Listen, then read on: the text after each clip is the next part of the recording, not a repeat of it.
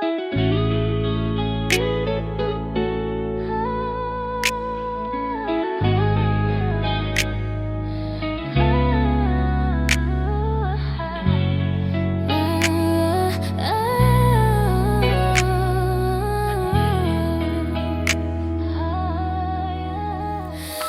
kang tahanan sa gabing magulo, katahimikan matapos ang gulo. Isang tingin, higit pa sa salita, tahimik na pangakong nandito lang ako. Walang presyo, walang kailangang paliwanag, payapa kahit nagbabago ang landas. Bawat sandali bihira at mahalaga, parang ang walang hanggan ay dumaan saglit lang sa atin. Sabi mo nandito ako, walang panunumpa, hindi malalaking pangako, tapat lang talaga. Naniniwala ako sa pag-ibig tulad ng bukas, di ko alam nagbabago rin pala ang katapatan sa oras. Ride or die, yan ang sinasabi natin, pusong sa puso walang alinlangan. Or die, parang totoong totoo, bawat salita, bawat haplos, bawat damdamin mo. Akala ko'y di magsisinungaling ang pag-ibig, akala ko'y palagi tayong pipiliing magpatuloy. Ride or die, buong lupong hinawakan, di ko alam ang habang buhay pwedeng magbago pala dahan-dahan.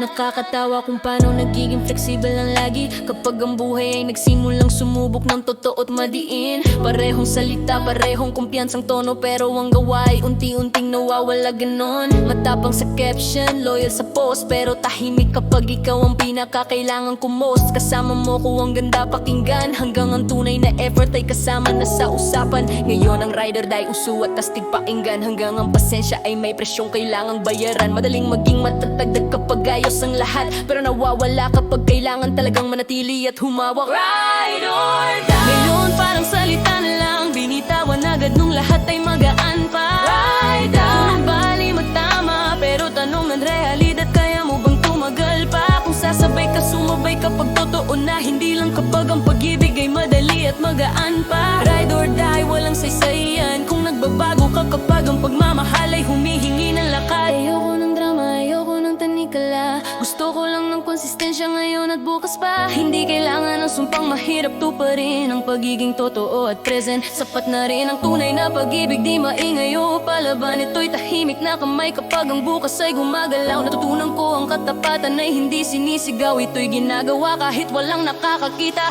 o nakakaalam. Ngayon alam ko na, hindi sa salita kundi kung saan ka tumatayo talaga.